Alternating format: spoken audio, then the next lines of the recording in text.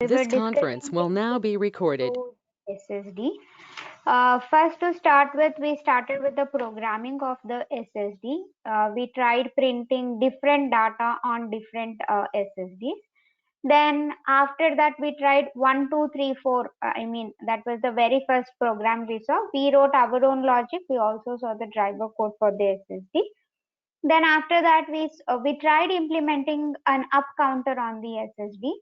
So we started with displaying 0000. Then after some delay, it has to display 0001 to 0002. That has to keep incrementing. And once the count reaches 9999, we had to make an overflow back to 0. So that we saw in the previous class. And after that, there was one small topic associated to the SSD, which is nothing but the storage memory, that is the data storage. So our PIC microcontroller has a built-in EEPROM, also has a built-in data flash. Yesterday we saw how to program a built-in EEPROM, a memory which is very commonly used to have small amount of data return. So our EEPROM is of 256 bytes, whose address varies from 0x00 to 0xEFF, and each byte will have one particular address provided to it. So whenever I have to write into the EEPROM, I have to write the data into the EE data register, and in whichever address I want to write the data, it has to be specified in the EE ADR register. Then we didn't have to write our own function for writing the data into the EEPROM or read the data from the EEPROM. Instead, we made use of the built-in functions. One function was EE write function. To the EE write function, I first have to pass the address in which the data has to be present and also the data which has to be returned. Then we also tried read EEPROM, read from EEPROM function. So whenever we have to read from the EEPROM, we are going to call the function EEPROM read function by specifying from which address I want the read operation to get performed. Then after that, after calling the EEPROM read function, so whatever data will be available in the specified address will be returned by the function, which you are collecting it into a variable of 1 byte. So that is what we saw in the previous class. There's a doubt, let me address it. For timers, while counting also, we need to memory write, then where is it stored? So whatever programming part you have been writing for timers. So in case of timers, you are internally using a register associated to the timer. So there is a special register which is associated to the timer. For every peripheral, for most of the peripherals, it comes with its own register which will be available in either the ROM or in the RAM. So depending on what kind of memory it is. So if it is readable, then it will be available in ROM. If it is readable as well as writable, generally it will be available in RAM. And all of these are programming memory, which is supposed to be staying with the user until the program gets terminated. So it is returned in the RAM. So this EEPROM is like a separate memory where you are going to have certain data written, whichever is important, and you have the data to be rewritten again and again. A small amount of data to be written, we are going to have it written in the EEPROM. Okay, so we finished that many peripherals in the previous class. To make a list, first we started with LED, then we discussed digital keypad, then we also discussed interrupts, then timers, then clock input output, and now we have finished discussing the SSD. The next peripheral we are going to discuss is nothing but the CLCD. Now, CLCD is nothing but character liquid crystal display. Okay, so it's a character liquid crystal display. So this CLCD is one of a variant of LCD. So CLCD represents character liquid crystal display. So CLCD is one of a variant of LCD. Okay. Now what happens in CLCD is it's a display, in fact, which will be able to display any data you're going to specify. Now the name clearly says it is character liquid crystal display. Can you tell me what do you think the CLCD is going to display? So what will the CLCD display? So as the name clearly specifies character liquid crystal display, it can print certain characters and also it can print some special characters. So which are those special characters? We'll get to know in some time. But just remember that it's a character liquid crystal display which can display characters in general. Give me a second, I'll be back.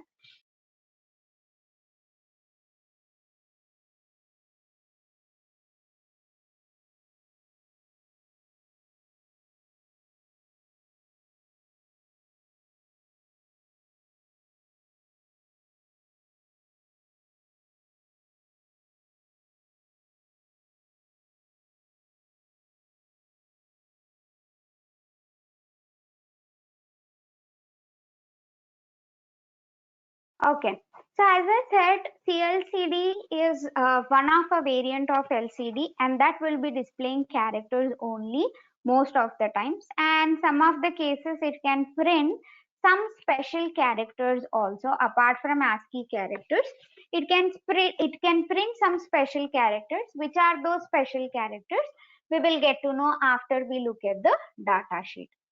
Now, before I make you understand how the CLCD works and what exactly is the CLCD, first we have to know why do we need the CLCD?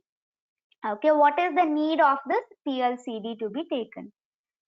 Uh, okay, ma'am, we had SSD to print, right? Then why we need again CLCD to print the characters? Okay, good question.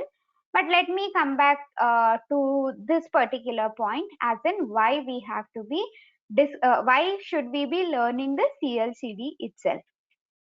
Now assume the very commonly used feedback device is LED. Okay, when machines have to give a feedback to a particular user, when machines have something to be conveyed to the user, the very commonly used feedback device is the LED. Now the problem with the LED when it is being used as a feedback device is you may have to blink the LED for certain number of times to indicate a specific scenario, or you may have to blink the LED in different frequencies to indicate different scenarios. So it was challenging for anybody to keep a proper eye on the LED to actually count the number of times LED blinked or the frequency at which the LED is blinking.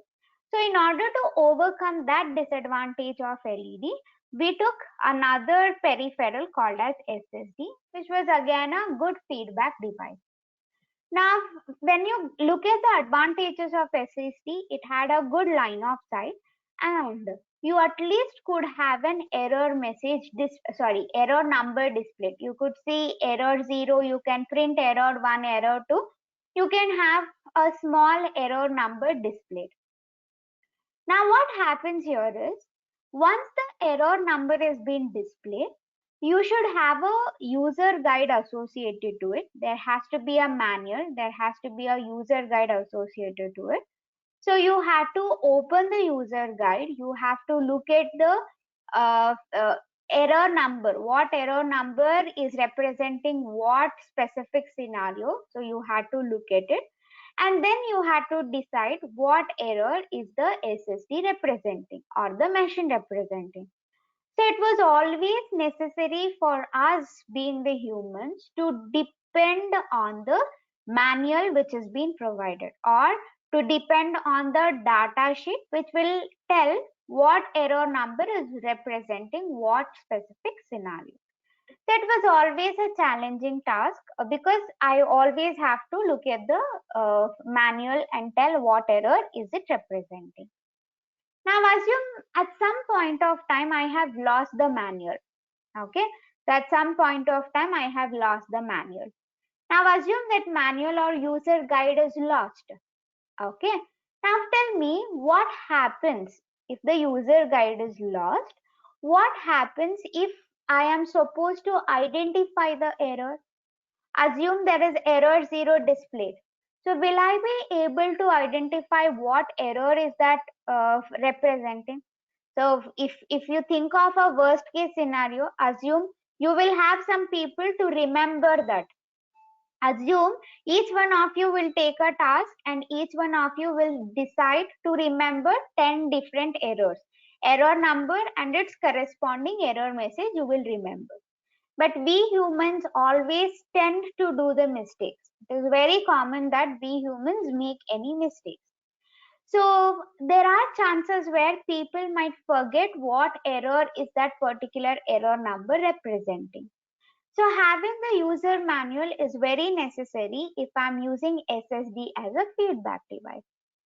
Now instead of me having that error number displayed, don't you think it will be good if I display the error itself directly like this? So something like oil less, or maybe I would say battery low. So some message instead of me having the error numbers displayed, it is always a good choice to have the error itself displayed on the screen. So this is the reason why we are going to learn the next peripheral, which is nothing but SSD. Obviously, you can achieve the same with the help of SSD also. Yes, sorry, CLCD. So we are learning the next peripheral CLCD just to have this message display. So I was telling that you can have the same achieved with the help of SSD also. But the problem is you may need more number of SSDs. So depending on the number of characters you have got to display, you will need more number of SSDs, then providing the data for each character, then switching between the SSDs is always challenging and it is time consuming. So SSD is preferred when you have a maximum of 2 to 3 characters to be displayed. When you have a good message to be displayed completely, the very preferred peripheral is nothing but CLCD, which stands for a character liquid crystal display, and this is one of a variant of LCD. Are you able to follow this? Okay. Now, as I said, this CLCD, I don't know, repeatedly I'm taking it as SSD. So this is CLCD, a character liquid crystal display, which is most commonly used to have the ASCII characters display. And apart from that, you also can have some customizations made and you can print some special symbols also apart from the ASCII characters. Now let us talk about the CLCD which is available on our board. Okay, so this is the CLCD. If you can see, it's a CLCD. What you can observe at the top left corner here. So this is the CLCD which has been available on our board. So today we are going to learn the working of this particular CLCD and how exactly will we be able to display something on the CLCD. Now to initially start with, this CLCD, if you can observe, has 16 pins. Okay, so you can observe here the CLCD here, what we are seeing is having 16 different pins. Now let us briefly understand, in fact, let us in detail understand what are these 16 pins representing on the CLCD. Now actually I have to represent it horizontally, but if I take the CLCD written horizontally, I will be not able to write the names of the pins properly, which is why instead of me having it written horizontally, for this particular example, I will have the CLCD written vertically. Okay, so having the pin's name written horizontally is quite challenging. So I'm having it written in the vertical manner. Now the CLCD we are going to deal is this. Let me write it as CLCD. And it has a total of 16 pins. I can start it from pin number 1, or if you want, you can start it from pin number 0. So I have a total of 16 pins varying from pin number 1 to pin number 0. Now let us focus on what each pin is going to represent. To start with, the very first pin of the CLCD is being connected to VSS or ground. Okay, so the very first pin of the CLCD is being connected to VSS or ground. After this, the second pin of the CLCD is being connected to a voltage supply, which is nothing but VDD or 5 volts. So VDD or VCC or 5 volts represent the same thing. So the second pin of the CLCD is being connected to VDD or VCC or 5 volts. Now the first pin is VSS, second pin is VCC or VDD. So after this, if you see, are you able to see a light in the background of the CLCD? Are you able to see a light in the background of the CLCD? Yes, you have to be noticing it, and that is because there is an LED available in the background of the CLCD. Okay, there is an LED available in the background of the CLCD that is connected to the pin number 16 and pin number 15 of the CLCD. So pin number 15 and pin number 16 are used for the LED. So to be specific, pin number 15 is connected to the anode of the LED and pin number 16 is being connected to the cathode of the LED. Okay, so pin number 1 is VSS, pin number 2 is VCC, or I would say VDD. So anything you can refer, VCC or VDD. Then pin number 15 and 16 are connected to the anode and cathode of the LED. After this, there is pin number 3, which is connected to a contrast voltage. Okay, so this is connected, pin number 3 is being connected to a contrast voltage. Now contrast voltage is represented by V0, and this is in fact further connected to a potentiometer. Okay, so contrast voltage is represented as V0, and this is further connected to a potentiometer. So varying the knob of the potentiometer varies the contrast across this particular CLCD. Okay, the contrast, the brightness of the text in the background, we will have some black dots given. So that contrast is maintained with the help of V0, which is further connected to a potentiometer. Now, how many pins did I say in case of the CLCD? How many pins did I say? Yes, I have 16 pins. Out of the 16 pins, we covered 5 pins. How many more pins are left? 11 pins.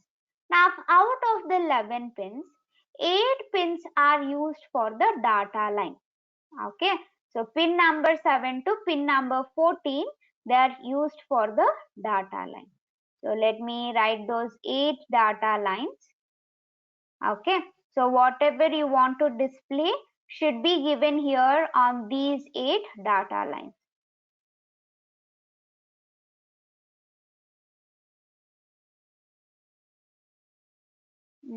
One, two, three, four, 5, 6,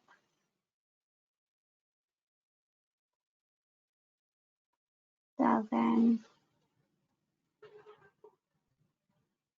8. Why common anode or common cathode here? Why is that anode or cathode coming into picture?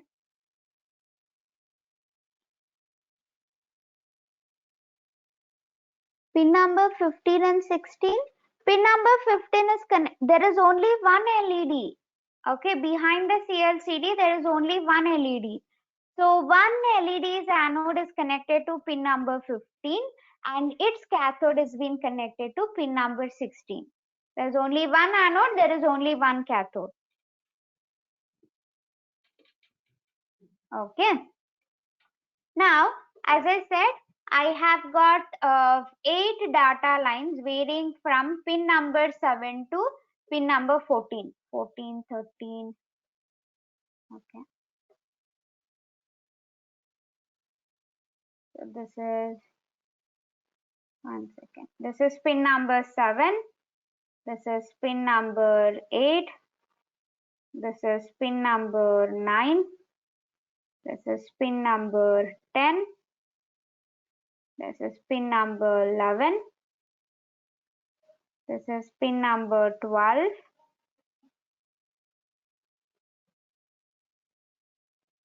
Pin number 13 and pin number 14. So there are 8 data lines connected from pin number 7 to pin number 14. So I will write it as D0 to, let's say D0 to D0 to D7. Okay, so 8 data lines D0 to D7 are connected from pin number 7 to pin number 14. So anything I want to display on the CLCD that has to be provided on these 8 data lines, CLCD accepts those data and it is going to get it displayed on the screen. So the 8 data lines are connected from D0 to D7. Now, please understand the CLCD which we have got on our board has an independent microcontroller inside it. Okay, so this CLCD which you are seeing on the board comes with a built-in microcontroller. So on this board we have one microcontroller which is this C16 C17 There is one more microcontroller in this CLCD, and the name of that microcontroller I will say it afterwards. Just remember that there is one more there is one more microcontroller available inside this CLCD. It's a built-in microcontroller which comes inside the CLCD itself. Now, whenever it is a microcontroller you have got, this microcontroller can either process the data or it can process the instruction. Okay, so it need not just display whatever I'm going to say. Instead, it also can perform some of the instructions. It can also execute some of the instruction set. For example, if you take CLCD, assume I can give an instruction to the CLCD telling please clear the screen. So I can tell the CLCD giving an instruction that please stop blinking. So that way I can also let the instructions execute on the CLCD. Because CLCD comes with its own microcontroller, it can also execute some of the instructions. Now, I have only 8 data lines varying from D0 to D7. Okay, so there are only 8 data lines varying from D0 to D7. So how will the controller, okay, how will the controller be able to identify whether it is the data to be displayed on the screen or it is the instruction to be followed? Okay, so how will the how will the controller inside the CLCD will be able to tell whether whatever you have provided is the data to be displayed on the screen or whatever you have provided is an instruction to be taken care of, because it's a microcontroller. It can accept the data and perform the operation. It also can accept the instruction and work accordingly. So it is very important that I will tell the microcontroller of the CLCD whether I pass from D0 to D7 is an instruction or D0 to D7 is a data. So for that, we have a pin called RS pin. Okay, so we have a pin called RS pin, and the abbreviation of RS stands for register select. Okay, so it represents register select. Now, If RS is returned with the value 0, then it is representing the data. Whatever is passed from D0 to D7 is the data. You have to accept the data and print it on the screen. I'm sorry, I said it reverse. So RS return with the value 0 is for instruction, okay, and RS return with the value 1 is for the data. Okay, we have a pin called RS pin. So let me note which pin is that representing. So it's the pin number 4. Okay, here pin number 4 represents RS. So this is pin number 4, which is representing RS. Now, according to this, the microcontroller of the CLCD will be able to understand whether it is the data you have passed or it is the instruction given to the microcontroller. Now, if I say RS with the value 1, I'm telling that whatever I pass from D0 to D7 should be accepted as a data and it has to be printed on the screen. Similarly, if I write RS with a value 0, it is to instruct the microcontroller of the CLCD that whatever is passed from D0 to D7 is an instruction to you which you have to execute it on the CLCD. So because CLCD comes with its own microcontroller and the microcontroller is capable of executing both data and instruction, it is necessary that you tell the microcontroller whether you are providing is the data or the instructions to be executed. So if it is data, you first write RS with the value 1, and if it is instruction, you first write the RS with the value 0. Okay, so that is registered select bit, which is the 4th pin of the CLCD. Are you able to follow this? Okay. Now you got to know the pin called as registered select, which will tell the CLCD whether you have passed is the instruction or the data to be executed. Now that you have provided the data or the instruction, what your CLCD has to do is, according to the data or the instruction provided to it, it has to take the necessary action. Now assume initially I want to display something on the screen. So assume I want to display character A on the screen. Now whenever I had to display character A on the screen, the first thing I'm going to do is I will tell that whatever I pass from D0 to D7 is the data. So how do I tell that whatever I pass from D0 to D7 is the data? I am going to write RS with the value 1. Now the moment RS is written with the value 1, it is expecting that the user is going to give the data which needs to be printed. Now you provide the data from D0 to D7 and the microcontroller of the CLCD accept that data and it is supposed to print. Now assume after printing character A, I want to print character B. Okay, I want to print one more data. Now, the moment you give character A's data, will you give the character B's data immediately after that? Will you give the character B's data immediately after that? So something like this. Assume there is food already present in your mouth. Okay, you have placed the food. The food is already present in your mouth. You are still chewing it. You are still supposed to swallow it. Now, even before you chew the food, when the food is already in your mouth, will you place the food again afterwards? Will you place the food again afterwards, even before swallowing it? Obviously, no. So the same thing happens with respect to the CLCD as well. Now you have provided the data for character A to be displayed. Your CLCD is still analyzing that data.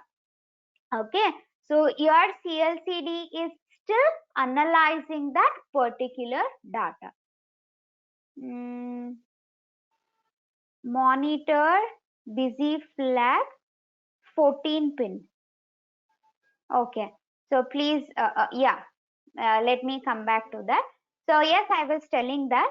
So I have to, please understand, whenever you have given a data, you cannot continuously keep feeding the data. Once a data is passed to the CLCD, you have to let the CLCD take its enough time to process that data and take the necessary action. Okay, only after the previous data is processed, you should be providing the next data to be taken care of. So you cannot keep flooding the data to the CLCD one after the other. So you have to wait till the previous data has been processed and then you have to provide the next data.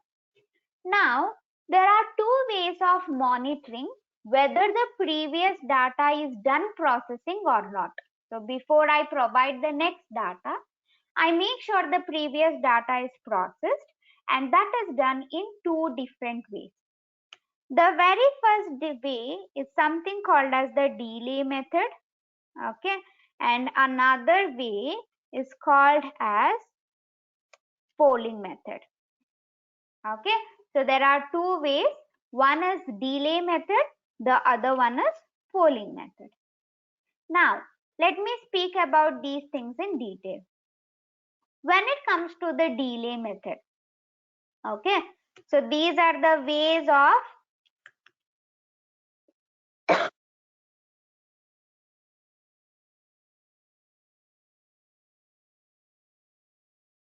okay, so these are the ways of let's say monitoring uh, monitoring, or I would say these are the ways of knowing whether the data given is processed or not. Okay, so these are the ways of knowing whether the given data is processed or not. Now what happens in the delay method is, this varies from one controller to another controller. You have to open the data sheet of the microcontroller which is available inside the CLCD. Okay, so we have to open the data sheet of the microcontroller which is built in the CLCD. Open the data sheet of the microcontroller, let's say built in CLCD. Now what you have to do is, this data sheet has the information about how much time that particular microcontroller requires to process the data and how much time it requires to process the instruction. Okay, so this data sheet has information regarding uh, regarding amount of time taken by the microcontroller to process data and to process instruction. Okay, so that varies from one controller to another. So we are going to open the data sheet and find out how much amount of time the microcontroller of the CLCD requires to process the data and how much time the microcontroller of the CLCD takes to process the instruction. Now accordingly, we are going to provide the delay. Okay, so accordingly, we are going to provide the delay. We provide delay. Now, assume, just an example, assume microcontroller of CLCD takes around 200 nanoseconds for processing the data. Okay, so assume your microcontroller available in the CLCD takes 200 nanoseconds for processing the data, and let's say 400 nanoseconds for processing the instruction. Okay, so for 400 nanoseconds for processing the instruction.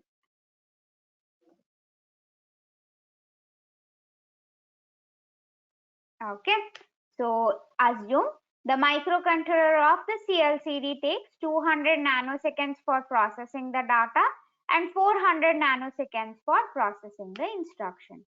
Now, first and the foremost thing, I have to provide the data to print character A. Okay, so my intention is to print character A.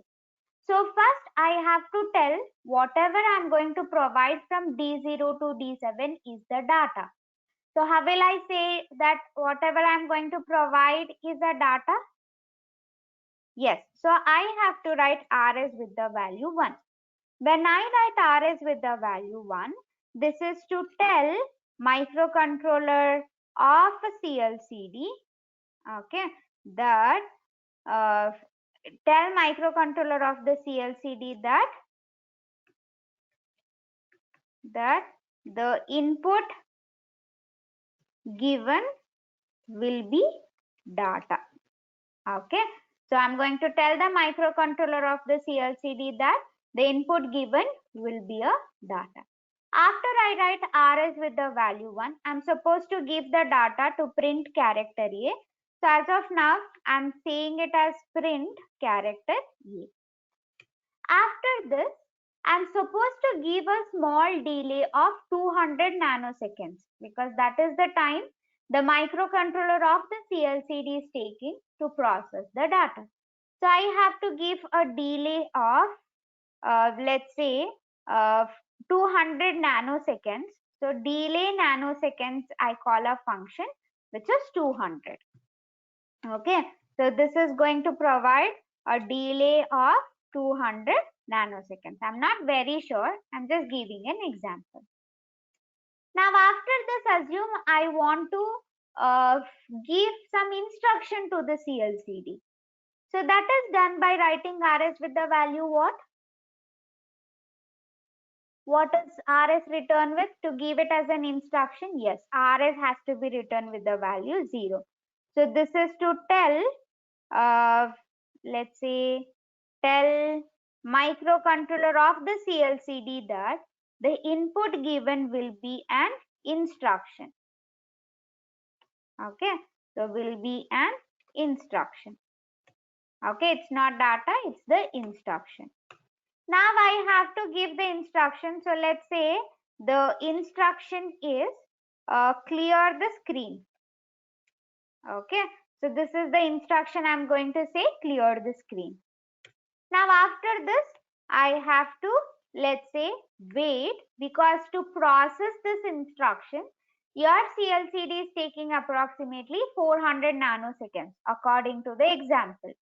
So I have to wait for around 400 nanoseconds. Only after this, the processing of instruction will be done and your microcontroller of the CLCD will be ready to accept the next input the user is going to provide. So first way of monitoring if the data is processed or not is to make use of the delay method. So that delay should be found out looking at the data sheet of the particular microcontroller. So I just took an assumption telling data takes 200 nanoseconds and instruction takes 400 nanoseconds. Accordingly, we wrote a program here. Okay, so first I have to tell whether it is the data or instruction. Then I have to provide the data. Then give enough time for the microcontroller of the CLCD to process that particular data. So that is the first way, which is nothing but delay method. Is that clear?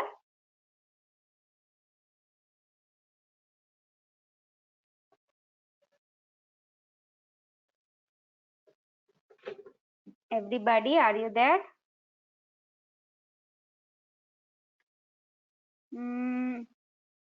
How it would affect if instead of 200 or 400, we give 4000 or 2000. So you are providing more delay than required. So if you in fact provide more delay than required, it is just a waste of time. Okay. So before you take the next instruction, you are providing more delay. It is in fact just a waste of time. So it is not at all helping you to take the action one after the other on a proper basis on regular time span. Okay, so that is going to delay the process. If we give less time, would we lose some data? Obviously, yes.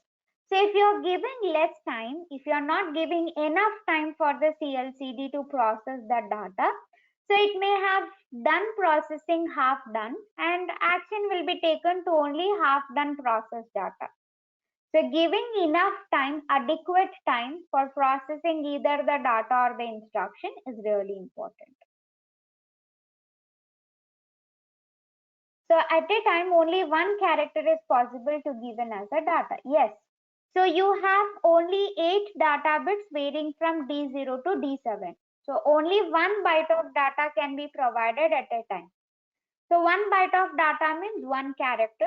So only 1 character can be provided as an input at a time.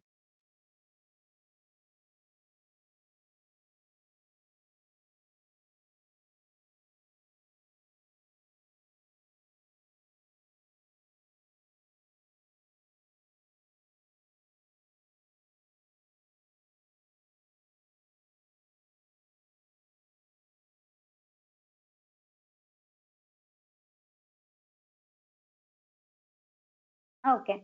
So I hope you got this.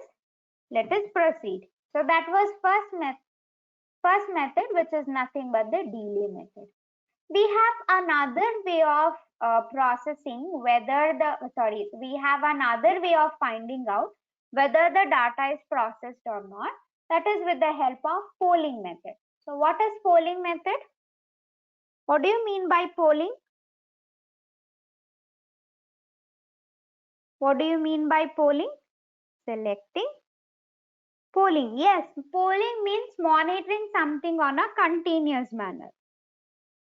So what we have to monitor here is, we have to monitor the D7 bit of the microcontroller. Okay, so we have to monitor the D7 pin. Okay, we have to monitor the D7 pin. So what the CLCD does is, there is a mechanism. Once it is done processing the data, it will make D7 bit as 0. Okay, so that is the task of the microcontroller. So once the data is processed, I would say once the data is processed, okay, it makes D7 bit as 0. Okay, once the data is processed, it is going to make the D7 bit as 0.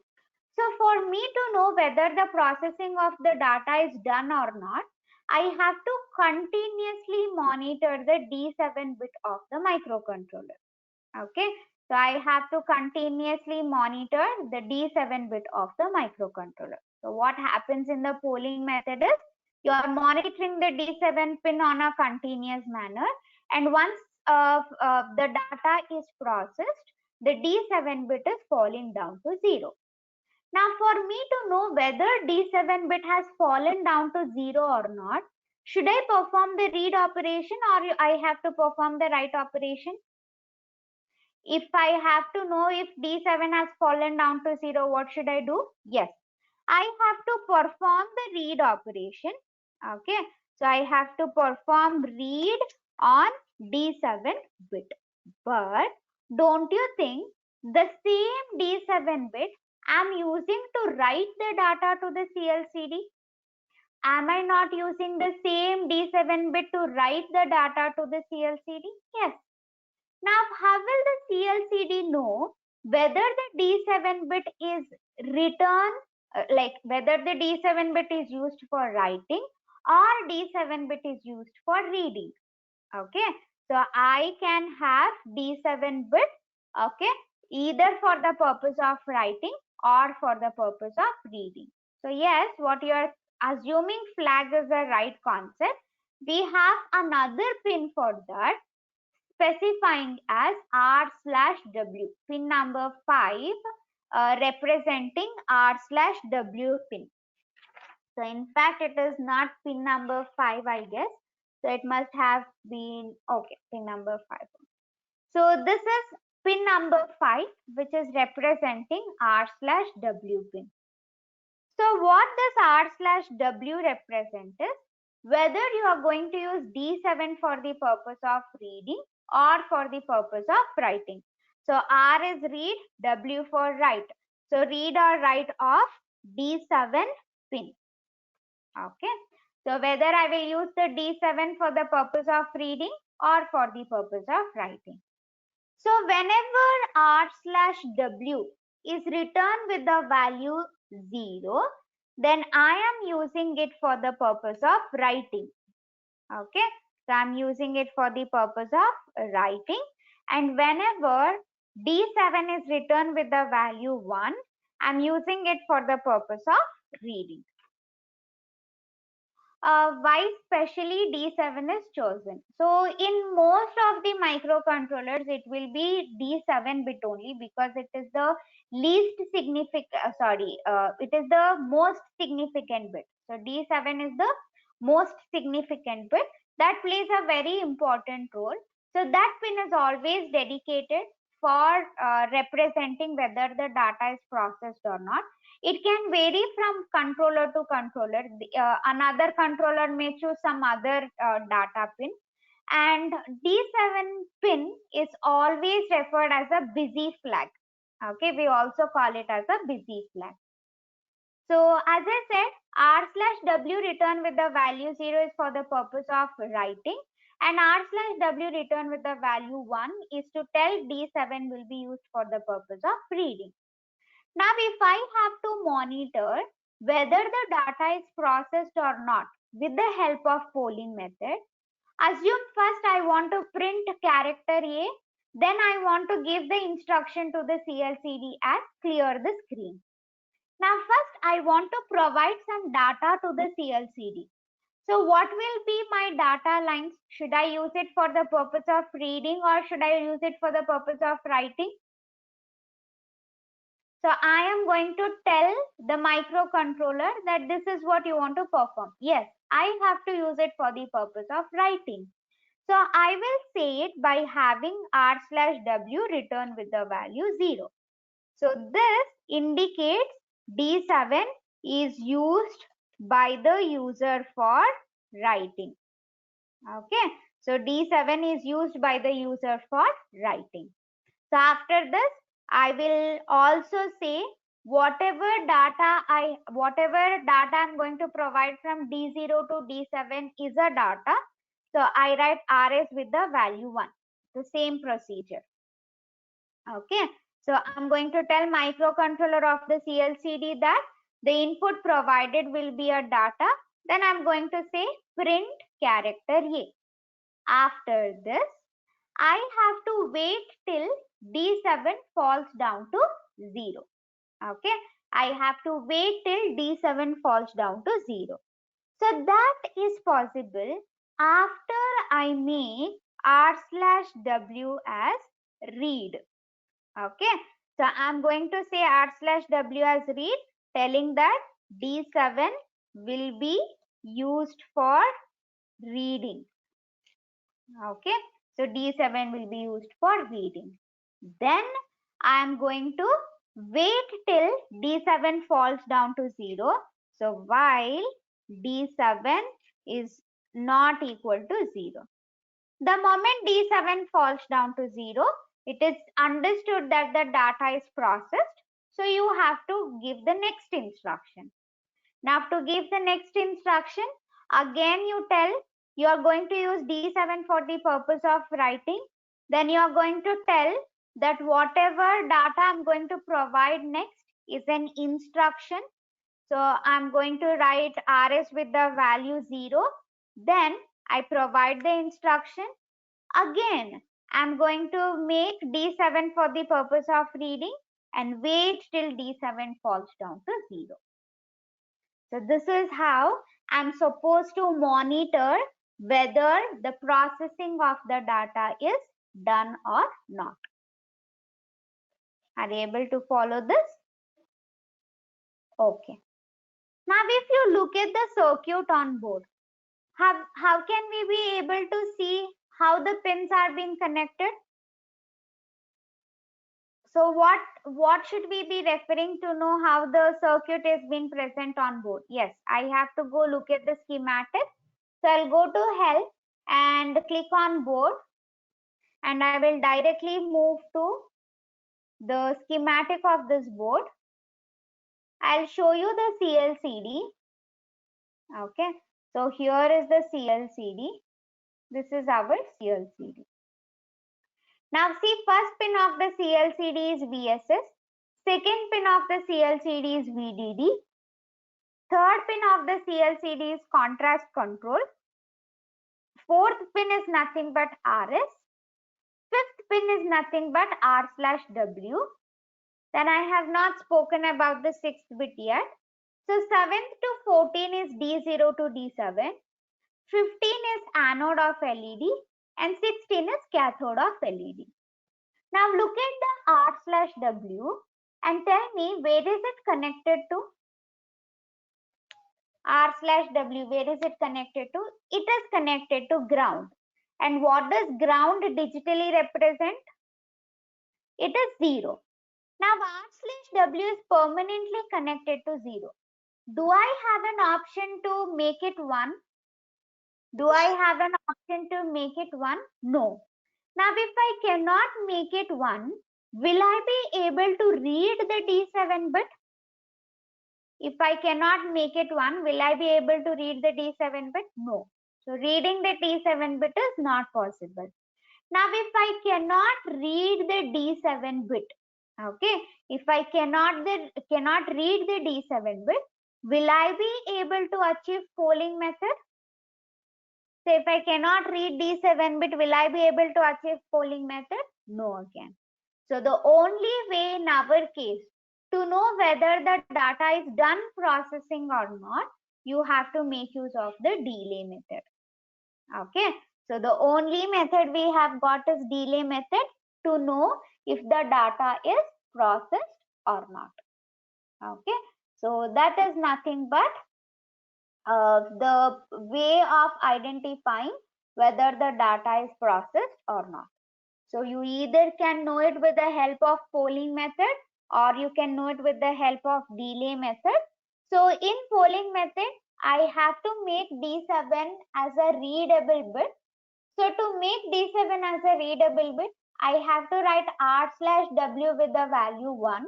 But in the hardware connection, R/W is permanently connected to ground.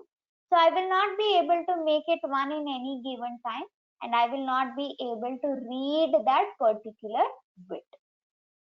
Okay, so that is why we will not be able to use the polling method to know whether the data is processed or not. Can't we use pull up using the external circuit? See, it has been permanently connected to ground in the hardware itself. So if you are the one, if you are buying the CLCD microcontroller separately, you are taking the microcontrollers, the PIC microcontroller separately and using the breadboard, if you are establishing the connection, then you still can make use of the polling method to know if the data is processed or not. So you need not connect it to ground.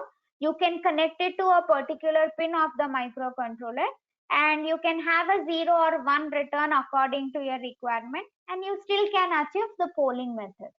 But when it comes to the hardware of our board, so we have bought a board whose connection is already made. We don't have an option to establish the connection. Connection will already be made. We just have to enable the connection and use it. Now in the hardware itself, things are permanently connected to ground. So having something else added to that point will not be making any difference. So it will in turn take ground itself as the connection. Clear? Okay. Now if you observe the schematic which is available on this board, okay. So first VSS is connected to ground, VDD is connected to a positive supply, that is 5 volts. V0, the contrast voltage, is connected to the potentiometer further. To which pin of the microcontroller RS pin is connected? To which pin of the microcontroller RS pin is connected? It is to the RE2 pin. So I will take a microcontroller. So this is our microcontroller. Okay. So this is the PIC16F877A microcontroller. PIC16F877A. Okay. So the RS pin of the CLCD has been connected to, let's say, the RS pin of the CLCD has been connected to the RE2 pin of your microcontroller. Okay. RS has been connected to the RE2 pin of your microcontroller. Now, similarly, if you observe, to which pin the 8 data lines are connected, D0 to D7? To which pin of the microcontroller the 8 data lines are connected? RD0 to RD7. Okay. So it is RD0 to RD7. So D0 is something here. So this one is D0.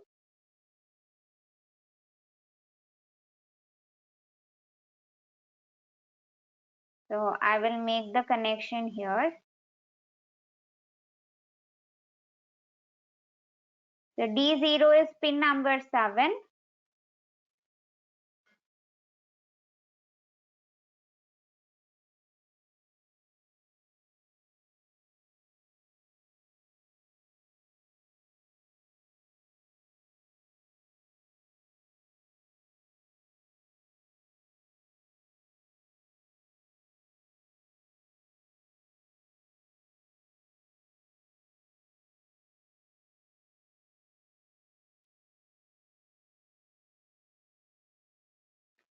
I'm just establishing the connection. Give me a second.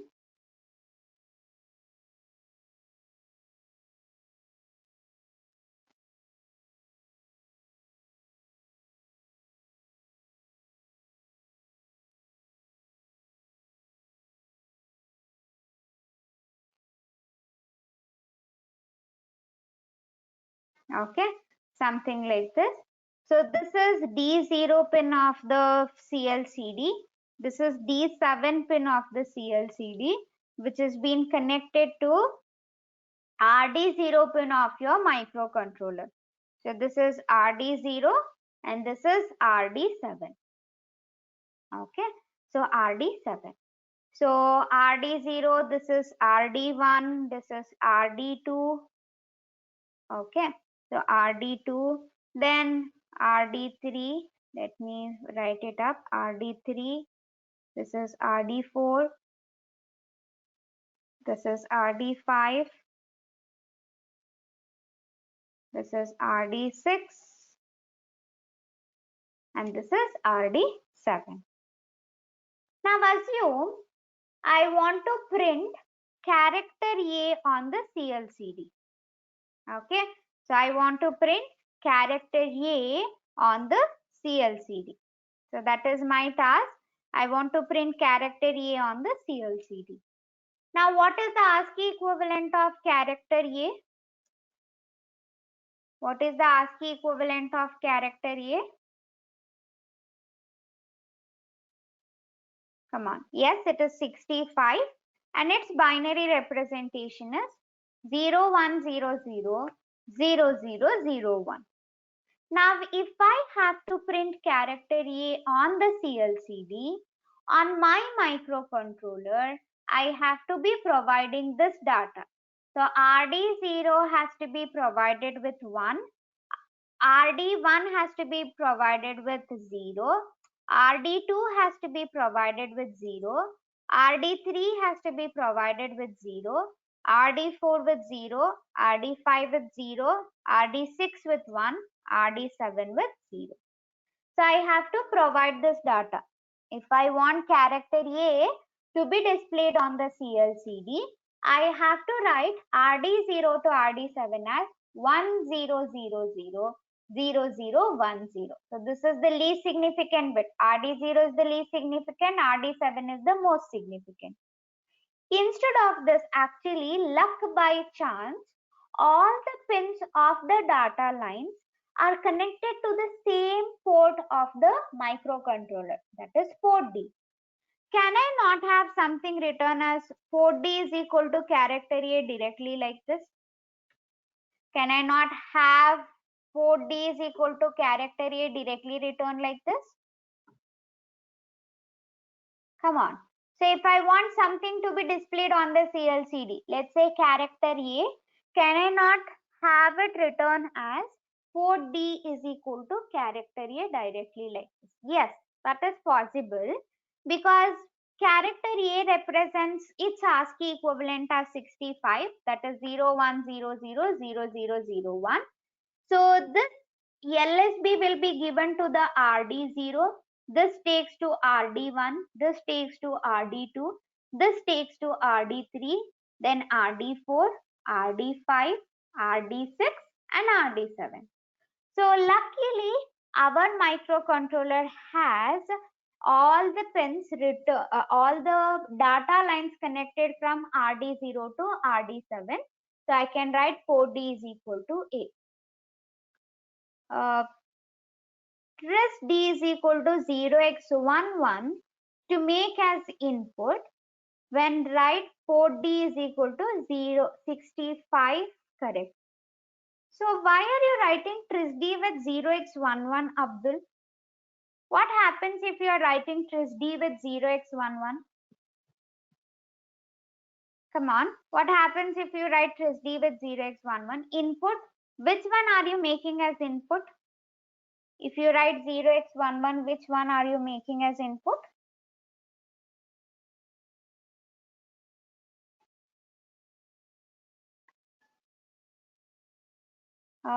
To make as input, as we are giving. Yes, that is correct. So I'm not talking about the direction yet. Okay, I have not spoken about the direction of RD0 to RD7. But if you are thinking that you are supposed to write tris D with 0x11, then that is wrong. Okay, you are setting direction for only two pins as input, the rest of the pins as output. Okay, so that is actually wrong.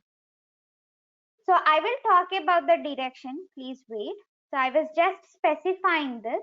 RS, yes, I have to write RS with the value 1, representing that I'm going to give is a data. Then I have to write the data to the port D. So I was just speaking about the port D here, which is nothing but the pins where the data lines of the CLCD are connected. Okay. Now, it is actually luck by chance for us to get the data lines connected from D0 to D7 to one complete pin of the particular port. Now, there are chances where, let's say, D7 pin of the CLCD is connected to RA2 pin.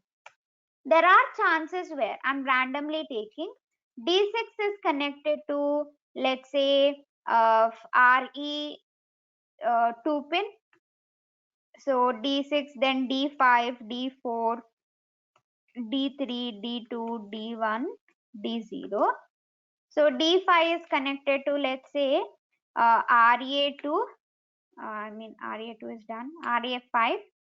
Okay. So D4 is connected to, let's say, RB7. Then D3 is connected to, let's say, RC2. Then D3 is connected to, let's say, RD5. Okay. Then D1 is connected to, let's say, RB0. Then D0 is connected to, let's say, RD7. So just random examples I have taken. So assume the 8 data lines of the CLCD. Okay, so first is representing the 8 data lines of the CLCD. Now the 8 data lines of the CLCD are connected to different pins of your microcontroller. Now whenever I have to provide the data from D0 to D7, do you think I will be able to give it in one statement itself? If I want to provide the data from D0 to D7, will I be able to give it in one statement? So in this case, I was able to give it in one statement because all the pins of the data lines were connected to the same pins of the microcontroller. So having port D return with A was providing the required data from D0 to D7. Okay, but in this case, I will not be able to provide the data to the CLCD in just one statement. Now assume I want to print character A on the CLCD. I have to provide MSB to D7 bit, next bit to D6, next bit to D5, then D4, D3, D2, D1, D0. And all of them are connected to separate pins. So I have to write RA2 is equal to, let's say, character A, right shifted for 7 times and with 1. So that is to get the MSB bit. Okay. So character A, right shift 7 times and with 1. So that bit I am giving it to RA2. Then to get the next bit, I will say character A, right shifted for 6 times and with 1. So that will give me the next bit after MSB bit, that has to be given to RE2. Then it will be collected by D6 bit of your CLCD. Are you able to follow this?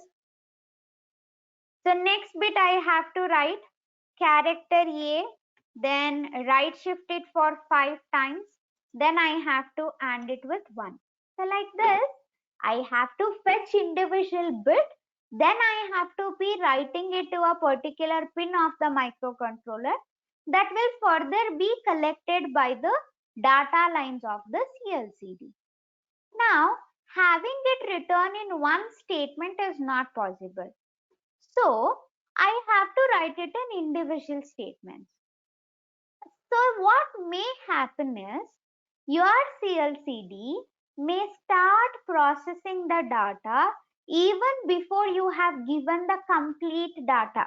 Your CLCD might start processing the data after you have given only partial information to the data line. That is possible. So in that case, will I get an expected output displayed on the CLCD?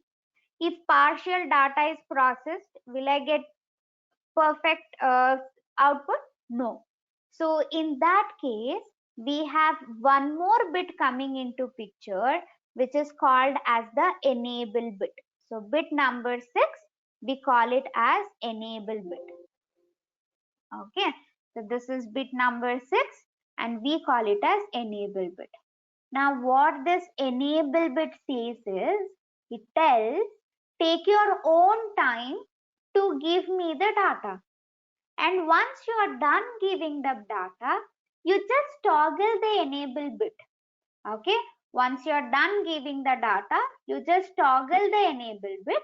I will understand that you are done giving the data and I will process that particular data. So that is what CLCD says. Okay. So CLCD says you take your own time to give me the data from D0 to D7. Once you are done giving the data, you just clock the enable. Means you have to make enable 1, then you have to make enable 0. You just clock the enable. Once you are done clocking the enable, I will understand that you are done giving the data and I will take it to process. So that is what CLCD says. So that enable bit has been connected to RE1 pin of your microcontroller. Okay.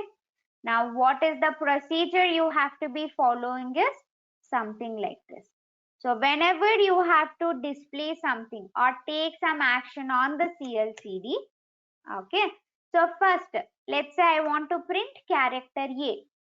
First, I will make RS with the value 1, representing that I'm going to provide data as an input from D0 to D7.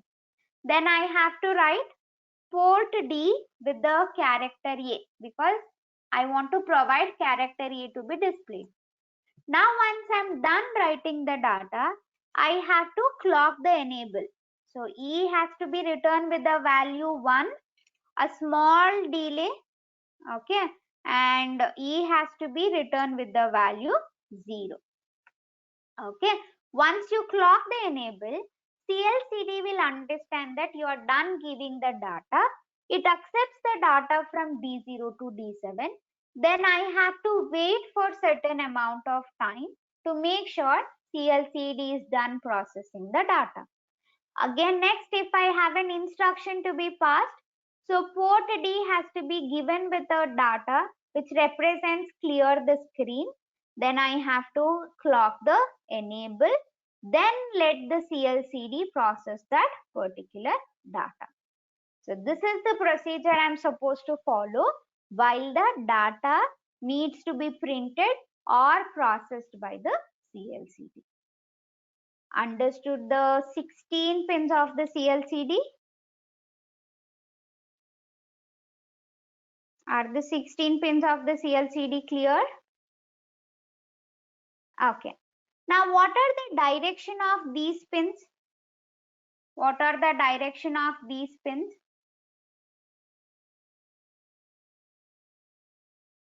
Okay, observe whatever I want to provide to the RS pin, I'm going to write it to the RE2 pin of your microcontroller. From RE2 pin, it goes to the RS pin of the CLCD.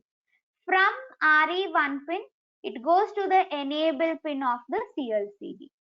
From RD0 to RD7 pin, it goes to the D0 to D7 pin of the CLCD. So now tell me, what is the direction of all the pins associated to the CLCD peripheral in case of our microcontroller? Should I be treating it as an input pin or output pin? Is it an input? You can see the direction. So arrow, it is an input to the CLCD. RS is an input, enable is an input, D0 to D7 is an input to the CLCD. With respect to the microcontroller, it is always opposite. So all the pins which are connected to the CLCD should be treated as what? It has to be treated as output. So RD0 to RD7 should be treated as output. RE1 and RE2 should also be treated as output. Are you able to follow this? Are you getting this? Okay. So that is it about the theory of the CLCD. I hope you got this. And I had to add one more point here. So when you are configuring CLCD, you can actually configure it in different modes. There are two modes in which CLCD can be configured. One is CLCD in the 8-bit mode. The other one is CLCD in the 4-bit mode. So if it is 8-bit mode, you are going to use all 8 data lines from D0 to D7. Okay, you use all 8 data lines from D0 to D7 for giving the data to the CLCD. So that is in case of 8-bit mode. But in case of 4-bit mode, you are going to use only upper 4 nibbles. RD4 to RD7 will only be used. The rest of the 4 pins will not be used. So you are going to save it for some other peripheral. So you will not be using the upper 4 D0 to D7 pin. So you are saving RD0 to RD3 pin for some other peripheral, and you are going to use it for some other peripheral. So for the CLCD, you will use only RD4 to RD7 only in case of 4-bit mode. So that is just to save some of the lines for some other peripheral. So CLCD can either be configured in 4-bit mode or 8-bit mode. Understood the theoretical part? Then how will we get the ASCII value with only 4 bits? So ASCII will always be 8 bits only. When you are configuring it in 4-bit mode, first you will pass the most significant first first nibble. You will have first 4 bits and next 4 bits, upper nibble and lower nibble. So first you pass the upper nibble from RD4 to RD7. Okay. Then you will clock the enable. Again you will pass the next nibble, that is lower nibble, from RD4 to RD7. You clock the enable. So once you are done giving all 8 bits, your CLCD will start processing the data. Okay, fine. So that is the theoretical part of the CLCD. We will start with programming part. Please take a break of 2 minutes. We will continue.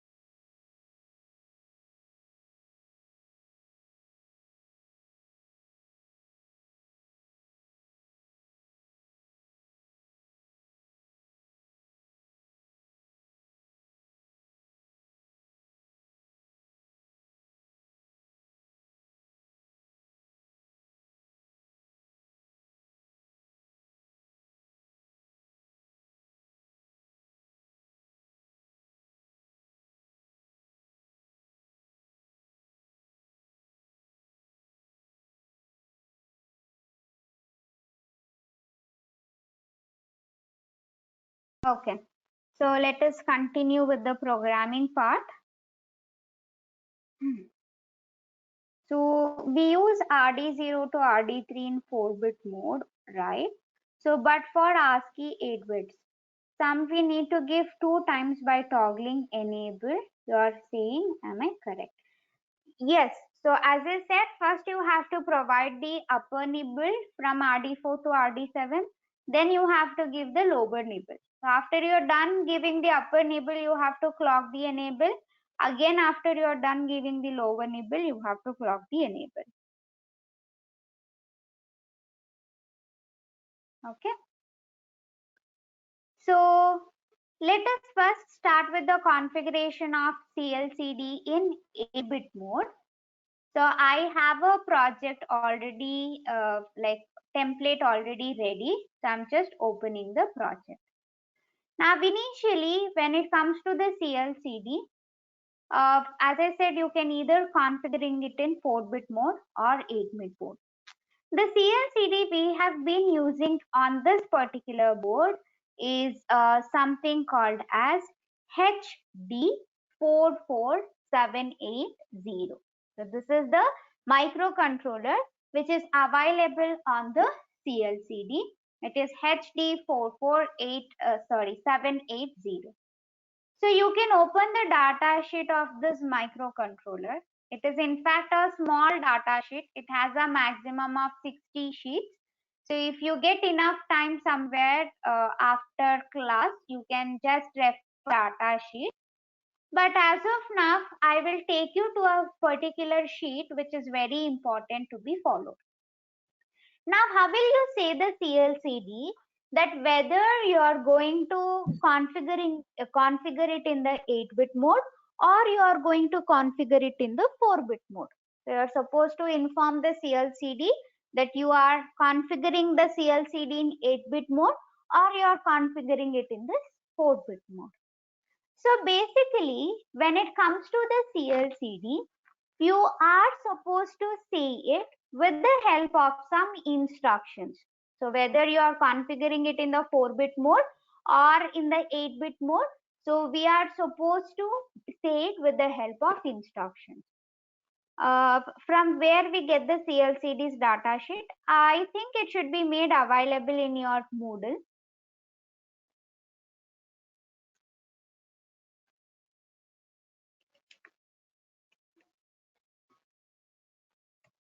So let me show you if it is available.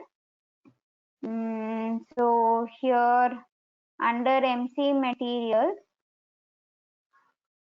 okay, here you have a zip of data sheet, so you can download this. So you will have the data sheet of the HD44870 microcontroller. So that is associated to the CLCD. Okay, so that's the CLCD. You have to do the initialization of the CLCD to tell whether you are going to follow the 8-bit mode or the 4-bit mode. So you have to make use of some set of instructions to do it. Now first to go with the main function. Okay, let me open the main function here. So first I'm going to call the init config function here in the main function. So control comes to the init config function. There I have to do the initialization of the CLCD. Now you are running your program here on the microcontroller.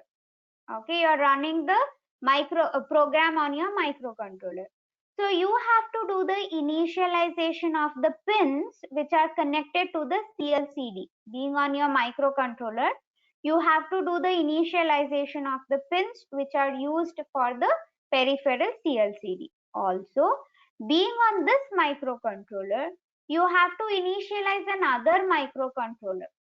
Okay, so being on this microcontroller, you have to initialize another microcontroller. Now let us start with the initialization of the CLCD. So when I call the init CLCD function, control will come to the init CLCD function. So here is the init CLCD function. Now the initialization I'm supposed to do is, I have to set the direction for RE2, RE1 and RD0 to RD7. Okay, so for the initialization of the microcontroller of ours. Now CLCD data port DDR is nothing but port D. Okay, so to set the direction for the pins of the port D, I have to use trisD. So I'm writing trisD with the value 0x00. So CLCD data port DDR, I can show you what it represents. So it represents trisD here. So you can see trisD is written with the value 0x00. Then I have to make RS pin and enable pin as output. RS is connected to RE2 pin and enable is connected to RE1 pin. So there is a macro called CLCD RSDDR, which is representing TRIS E2, CLCD enable DDR, which is representing TRIS E1. So both of them have to be set as output. So I'm writing CLCD RSDDR with 0 and CLCD enable DDR with 0 again. So this is writing TRIS E2 with the value 0. This is writing tris E1 with the value 0. Okay. So enable is tris E1, then RS is tris E2. So both of them are returned with 0. That is to make sure we are setting the direction of RE2 and RE4. Where are we setting tris D to 0? I wrote it here. So CLCD data port DDR. CLCD data port DDR is trisD. So I'm writing trisD with the value 0x00. It is not, see, if I write trisD with 0 only, then it is setting the direction of the pins of port D.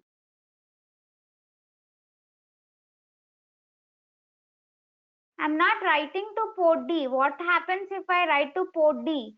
If I write to port D, your CLCD accepts it as a data from D0 to D7. I'm not writing to port D. I have to first set the direction of the pins of port D. So I'm writing trisD with the value 0x00.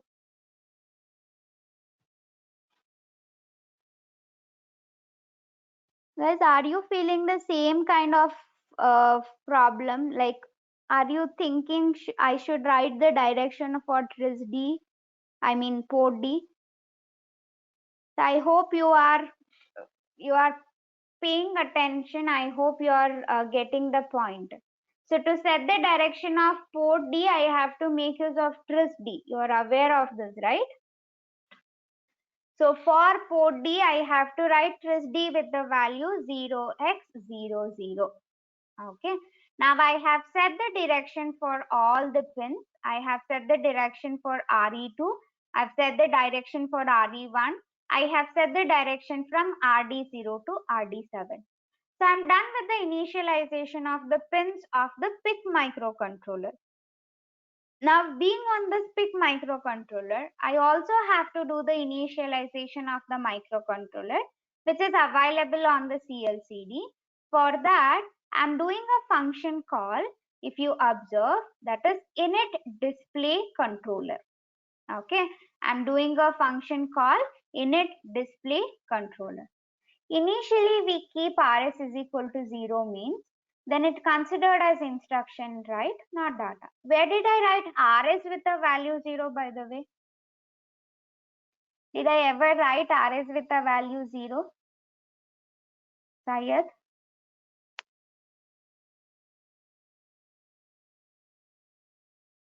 Yes.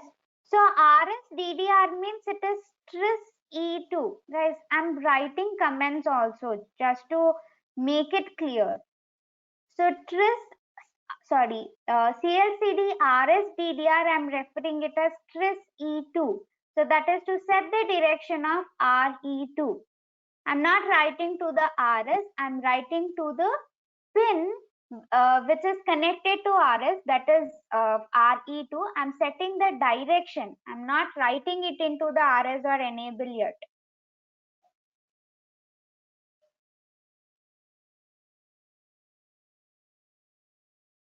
YE2 is equal to 0. So here I have RS connected to RE2 pin of the microcontroller. So if I have to set the direction of RE2 pin, which trace register will I use? It's trace E2. If I write trace E completely, I'm going to set the direction of all the pins of port E. So if I write trace E2, I'm setting the direction of only RE2. Okay, fine. I'm doing the initialization of the display controller, for which I'm calling a separate function called init display controller. Now here is the init display controller. Okay, so here I'm supposed to follow some set of instructions to be provided to the CLCD, and that is to set the direction of, that is to initialize the microcontroller which is available on the CLCD. Now you have to scroll down. Okay, and once we scroll down, we are supposed to get a sequence of instructions to be followed for 4-bit mode and 8-bit mode. So that has to be taken care here. Chaitanya, it's okay even if they're not asking in public chat, because I'm making sure I'm reading their doubts before speaking about it. So that should not be a problem. Okay. So I have informed many of you to have it asked to everyone instead of posting your doubts to presenter or organizer only. In that way, everybody will be able to see your doubts. But macros are confusing. Macros, in fact, it is just the names instead of me keeping it as RS or RE and all. I'm keeping the macros here. Okay, let me repeat again. Uh, See, first of all, if you observe the pictorial representation here, so I have got RS pin of the CLCD connected to the RE2 pin of my microcontroller. I have enable pin of the CLCD connected to the RE1 pin of the microcontroller.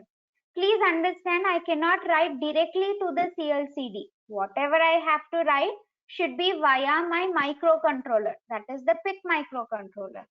So whenever I have to write to the RS of the CLCD, I have to write it to the RE2 pin of my microcontroller. Whatever I want to write to the enable pin of the CLCD, I have to write it via RE1 pin of my microcontroller. Whatever I want to write RD0 to RD7 here, I have to, whatever I want to write it from D0 to D7 here, I have to write it via RD0 to RD7 of the microcontroller. Okay. RS is 0 or 1 in this case. I'm not concentrating on whether to write RS with 0 or 1 or enable with 0 or 1. My focus here in the initialization is to set the direction of RE2, RE1, RD0 to RD7. I'm not writing to any of these pins. I'm still setting the direction, whether the pin has to be treated as output or the pin has to be treated as input. So in my case, RS pin is an input to the CLCD. Enable pin is an input to the CLCD. D0 to D7 is the input to the CLCD. So whichever pins I have got it connected on my microcontroller should be treated as output. How will I write RE2 to be treated as output? How to tell my microcontroller, please treat RE2 as output? Yes, the data direction register for RE2 is TRIS-E2. So I have to write TRIS-E2. It is a single bit. You should not write 0x00. It's a single bit, so you have to write just 0 to it. TRIS-E2 is a single bit. If you write complete TRIS-E, then it's a complete byte. TRIS-E2 is a single bit, so you have to write it with 0. When I write tris E2 with 0, I'm setting RE2 pin as output. Similarly, when I write tris E1 as 0, what is the direction I'm setting to? To which pin I'm setting the direction? I'm setting the direction to the RE1 pin of the microcontroller as output. Okay, so here in the initialization, what I did was to set the direction of port D with the help of tris D. To set the direction of RE2, I made use of tris E2 return with the value 0. To set the direction of RE1, which is connected to the enable of the CLCD, I wrote tris E1 with the value 0. Following it now. So CLCD data port DDR is tris D, CLCD RS DDR is tris E2, CLCD enable DDR is tris E1. So then I have to do the initialization of the microcontroller, which is available on the CLCD. So you are running your program on the PIC microcontroller. You want to initialize the microcontroller which is available on the CLCD. So that is a separate function. We have got it written in a separate function. So that I think we will do it in tomorrow's class. Okay. So that is init CLCD function which we did the initialization of the pins of the microcontroller which are connected to the CLCD. Okay. So next initialization of the microcontroller of the CLCD we will discuss in tomorrow's class. Hope it is clear. Is there any header file for init display controller? So header file we have clcd.h which is just having the prototype of init CLCD controller. No. So we don't have it written because in this file I'm calling the init display controller for only once and I am writing the function's definition before the function call here. So I have avoided to write the prototype of the init display controller. But if required, you can have it written in clcd.h file. Okay, fine.